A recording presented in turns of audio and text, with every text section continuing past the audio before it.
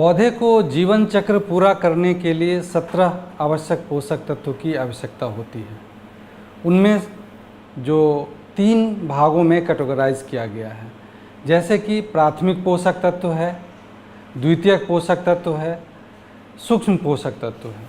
तो मैं आज आप लोगों को ये बताने जा रहा हूँ कि सूक्ष्म पोषक तत्व जो मिट्टी में होते हैं वो सूक्ष्म पोषक तत्व जैसे zinc, copper, iron, MN, molybdenum, boron, chlorine, इन सभी पोषक तत्वों को एटॉमिक एब्जॉर्प्शन स्पेक्ट्रोफोटोमीटर के द्वारा मिट्टी से कैसे हम डिटरमाइन करते हैं, एस्टिमेशन करते हैं, और उस एस्टिमेशन के आधार पे हम ये जान पाते हैं कि मिट्टी में कितना हमारा सूक्ष्म पोषक तत्व उपलब्ध है और कितना सूक्ष्म पोषक तत्व पौधे के लिए आवश्यक है, और उतना सूक्ष्म पोषक तत्व की मात्रा हम उर्वरक से उनको दें ताकि वो अपने जीवन चक्र को पूरा कर सकें।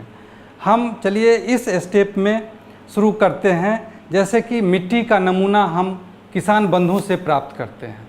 मिट्टी के नमूना को प्राप्त करने के बाद हम लोग जो उसका प्रोसेसिंग होता है वो प्रोसेसिंग करते हैं। सैंपल को 2 mm सिव से पास कराते हैं। पास कराने के बाद हम उसको DTPA एक्सट्रैक्टेंट होता है, उससे हम जो सूक्ष्म पोषक तत्व है सैंपल में उसको हम एक्सट्रैक्ट कर लेते हैं। एक्चुअली में जो DTPA होता है वो इनऑर्गेनिक लीजेंड होता है। वो लीजेंड करता क्या है, जब हम सैंपल में DTPA डालते हैं सॉइल सैंपल में, तो डालने के बाद जो सॉल्यूशन बनता है उस सॉल्यूशन में मिट्टी में जो घुलनशील पोषक तत्व है, सूक्ष्म पोषक तत्व है, उस सूक्ष्म पोषक तत्व के साथ DTPA कम्प्लेक्स बना लेता है, और कम्प्लेक्स बनाने के बाद उसको हम क्या करते हैं, फ़िल्टर कर लेते हैं। फ़िल्टर करने के बाद हम उसको एक, जैसे कि सैंपल का जो हम लोग फ़िल्टर करते हैं तो इस टाइप का नमूना जो रिएजेंट बोतल होता है, इस बोतल में जैसे देख लीजिए, इसमें हम फ़िल्ट्रेट सैंपल से एक्सट्रैक्ट किया हुआ जो मिट्टी का जो सॉल्यूशन है वो हम एक्सट्रैक्टेंट इस तरह के बोतल में एक्सट्रैक्ट कर लेते हैं, फ़िल्ट्रेट कर लेते हैं। उसके बाद हम लोग जो है मशीन पे लाते हैं, और मशीन को, ये हमारा यहाँ पे मशीन जो है वो एटॉमिक एब्जॉर्प्शन स्पेक्ट्रोफोटोमीटर मशीन है, और इस मशीन के माध्यम से हम लोग जो है जिंक, कॉपर, आयरन, एमएन, जितने भी सूक्ष्म पोषक तत्व है वो हम निकालते हैं। और इसमें जो है ये कैथोड लैंप लगा हुआ है। ये डिफरेंट एलिमेंट का कैथोड लैंप है, जैसे जिंक का, आयरन का, कॉपर का, मैग्नीज का, इन सभी का लैंप लगा हुआ है। और इन लैंप, कैथोड लैंप के माध्यम से हम लोग एटॉमिक एब्जॉर्प्शन स्पेक्ट्रोफोटोमीटर से हम लोग एस्टिमेशन करते हैं। हम अपने अनुसार इस लैंप को हम सिलेक्ट कर सकते हैं। जैसे मशीन में हम मान लीजिए हमको जो इतने पैरामीटर, जैसे 8 पैरामीटर का एनालिसिस कर सकते हैं, तो इसमें हमको जिस पैरामीटर को सिलेक्ट करना होगा, मान लीजिए हमको आयरन को निकालना है तो आयरन को सिलेक्ट किए। यहाँ आयरन जो है, आयरन का कैथोड लैंप जो है अपने पैसेज में जाके फिक्स हो जाएगा, और तब ये मशीन जो है आयरन कैथोड लैंप के साथ फिक्स होने के साथ ये रीडिंग लेना शुरू करेगा। तो इस तरह से हम लोग इसकी रीडिंग लेने की तैयारी करते हैं। तो मान लेते हैं हमारा सैंपल आ गया है।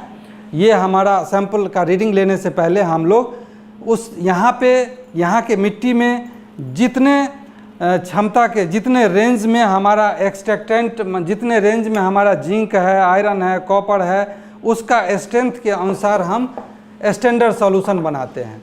और स्टैंडर्ड सॉल्यूशंस को पहले मशीन पे रीडिंग लेते हैं, और रीडिंग लेने से हमको ये पता चलता है जो मशीन कितना एक्यूरेट काम कर रहा है, कितना स्टैंडर्ड काम कर रहा है।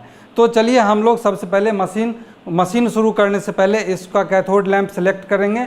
सेलेक्ट करने के बाद फिर हम इसमें एसिटिलीन गैस है जो एनर्जी का सोर्स, ये सिलेंडर एसिटिलीन गैस का है, ये एनर्जी का सोर्स के रूप में यूज होता है। और हमारे पास कंप्रेसर है जो ऑक्सीडेंट सप्लाई करता है। इसको हम बारी बारी से हम ऑन करेंगे। जैसे हमारा ये कंप्रेसर ऑन हो गया, कंप्रेसर ऑन हो गया, इससे हमारा जो है ऑक्सीडेंट जाने लगा, ऑक्सीडेंट जाने लगा मशीन के अंदर।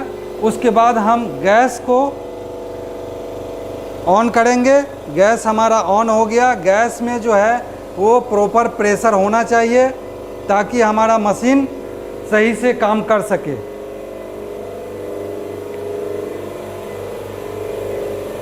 अब हम मशीन को स्टैंडर्डाइज करेंगे, कैलिब्रेट करेंगे रीडिंग लेने से पहले। तो सबसे पहले हम लैंप को सिलेक्ट कर लेते हैं। जैसे जिंक का रीडिंग लेना है तो लैंप यहाँ पे सिलेक्ट हो रहा है। लैंप मशीन अपने आप जो है वो सिलेक्ट करेगा और जाके अपने टैरेट में जा कर के स्थिर हो जाएगा। स्थिर हो जाने के बाद हम यहाँ पे मशीन में ये चेक करेंगे जो इस कैथोड लैंप का HCl सिग्नल जो है वो कितना शो कर रहा है। HCl सिग्नल 3 वोल्ट से ज़्यादा नहीं होना चाहिए। 3 वोल्ट से ज़्यादा होने पे हम HCl सिग्नल को कम करेंगे। और एक चीज़ और इसमें ये देखने की बात है, जो हमारा कैथोड लैंप का बीम जो है वो डायरेक्ट पैसेज से पास कर रहा है या नहीं कर रहा है। तो इसको चेक करने का आसान तरीका है, जो हम देखते हैं यहाँ पे एक होल है, इस होल के मध्य से हमारा कैथोड लैंप का फोकस जा रहा है कि नहीं जा रहा है। अगर मध्य से जा रहा है तो मशीन बेहतर काम कर रहा है। अब हम इस कैथोड लैंप का पीक को सिलेक्ट करेंगे। पीक को सिलेक्ट करने के बाद ये पूछता है जो हमारा लैंप का जो लाइट है वो सीधे डायरेक्शन में है या नहीं है। यदि सीधे डायरेक्शन में है तो यस कर देंगे, क्योंकि अभी पहले चेक कर चुके हैं। अब मशीन इसके पीक को सर्च कर रहा है। अगर इस मशीन का पीक प्रॉपर बनता है स्मूथली तो हम इस मशीन के साथ जिंक के रीडिंग के लिए तैयार हैं। नहीं तो हम फिर से पीक सर्च करेंगे। जैसा कि मशीन ने पीक को सर्च कर लिया है और पीक का सर्च का एक्यूरेसी हमारा जो है वो 90% से ज़्यादा है। जैसे कि जो वेवलेंथ होता है वो 213.9 वेवलेंथ जिंक का है और ये जो पीक सर्च किया है 213.4। तो इसका मतलब ये एक्यूरेसी के बिल्कुल ही करीब है और ये एक्यूरेसी मतलब -+1 के अंदर होना चाहिए। तो यहाँ पे -+1 के अंदर है तो हम जिंक के रीडिंग के लिए मशीन हमारा तैयार है। तो इसके लिए हम पहले मशीन को कैलिब्रेट करेंगे।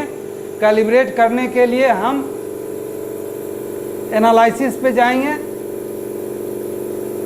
और एनालिसिस पे जाने के बाद हम फ्लेम को ऑन करेंगे। यहाँ पे ग्रीन सिग्नल है इग्निशन पे, ये इग्निशन बटन को दबाएंगे और हमारा यहाँ पे फ्लेम जलाने के लिए हम फ्लेम का सोर्स यूज करेंगे। जैसा कि ये फ्लेम जल चुका है। अब ये फ्लेम बिल्कुल नीला कलर का फ्लेम होना चाहिए, जो कि है नीला कलर का फ्लेम है। अब ये फ्लेम तैयार है रीडिंग के लिए। यहाँ पे ये डिस्टिल वाटर कम है, थोड़ा सा डिस्टिल वाटर भर देते हैं।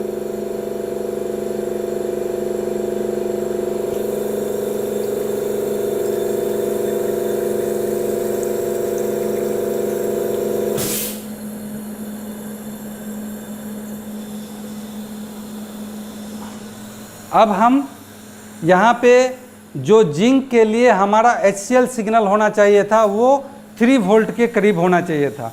इसको हम 3 वोल्ट पे ले जाएंगे। 3 वोल्ट पे ले जाने के लिए हम EHT सिग्नल को बढ़ाएंगे। EHT सिग्नल को बढ़ाएंगे, धीरे धीरे बढ़ाएंगे। हाँ, ये HCl सिग्नल ग्रीन शो करने लगा है, इसका मतलब 3 वोल्ट के करीब आने ही वाला है और ये आ गया 3 वोल्ट के करीब आ गया है। ये ग्रीन सिग्नल रेड नहीं होना चाहिए, ग्रीन ही रहना चाहिए, जिससे कि हमारा मशीन परफेक्ट काम कर रहा है। अब हम इसमें कैलिब्रेशन में जाएंगे। कैलिब्रेशन में जाने के बाद नंबर ऑफ स्टैंडर्ड इसमें हम पुट करेंगे। नंबर ऑफ स्टैंडर्ड हमको मान लीजिए 4 है, 4 है, तो हम 4 यहाँ इंटर कर देंगे। उसके बाद किस किस स्ट्रेंथ का है, जैसे 0.4, उसके बाद 0.8, उसके बाद 1.2, उसके बाद 1.6, ये इंटर कर देंगे। ये इंटर हो गया। अब हम मशीन को डिस्टिल वाटर से जीरोइंग करेंगे। जीरोइंग करने के लिए जैसा कि डिस्टिल वाटर में ये नॉब, इसका जो नोज़ल है वो डीप है, और हम यहाँ पे जीरोइंग करेंगे। मशीन जीरो ले लिया है। अब स्टैंडर्ड 1 बाई 1 स्टैंडर्ड जो है वो हम इसको फीड करेंगे।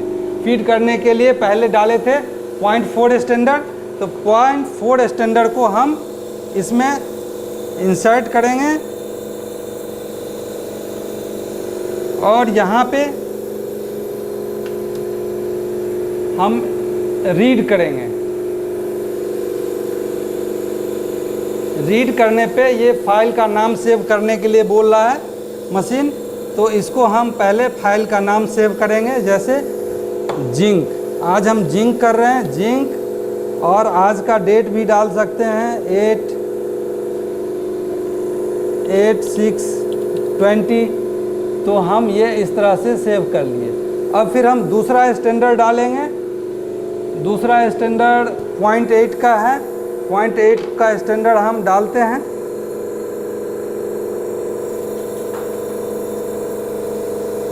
डालने के बाद हम ये रीड करेंगे।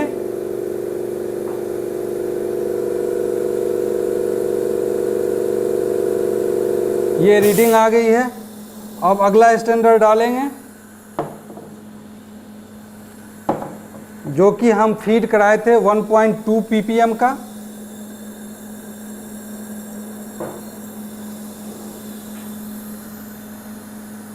इसको हम रीड कराएंगे। रीड कर लिया गया है मशीन के द्वारा। अब ये डिस्प्ले भी हो रहा है। डिस्प्ले होने के बाद अब लास्ट जो स्टैंडर्ड है वो 1.6 का है। इस 1.6 स्टैंडर्ड को हम रीड कराएंगे। कराने के बाद हम इसको रीड क्लिक करेंगे। ये इसका रीडिंग दे दिया है मशीन। अब हमको इसके एक्यूरेसी को चेक करना है। एक्यूरेसी को चेक करने के लिए हम लोग ग्राफ पे जाएंगे। ग्राफ क्या शो कर रहा है? ग्राफ ये शो कर रहा है इसका स्टैंडर्ड का R² वैल्यू जो है 0.9987 है।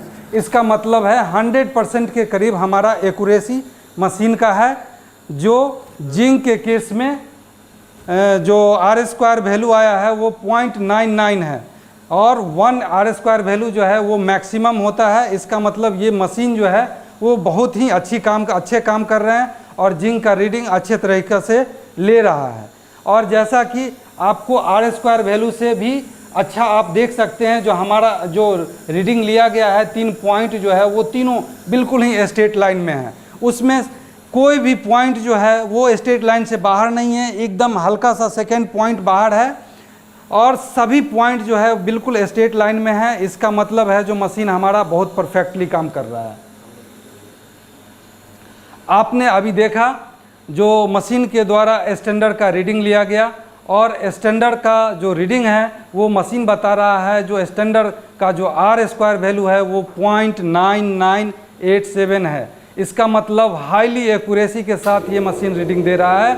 और इसका ग्राफ भी है वो भी है बिल्कुल ही स्ट्रेट लाइन ग्राफ बना है, जिसका मतलब है जो ये बहुत अच्छा रीडिंग दे रहा है और बहुत अच्छा रीडिंग देगा। अब हम सैंपल के बारे में जानना चाहेंगे। जैसा कि सपोज मान लीजिए हमारा जो स्टैंडर्ड है यही सैंपल है, तो फिर हम इसका सैंपल के रूप में, अभी तो स्टैंडर्ड के रूप में इसको देखे हैं, हम सैंपल के रूप में ये देखना चाहेंगे जो ये कितना अच्छा रीडिंग दे पाता है। तो चलिए हम इसको क्लोज करते हैं, और क्लोज करने के साथ ही हम अब सैंपल रीडिंग पे आते हैं।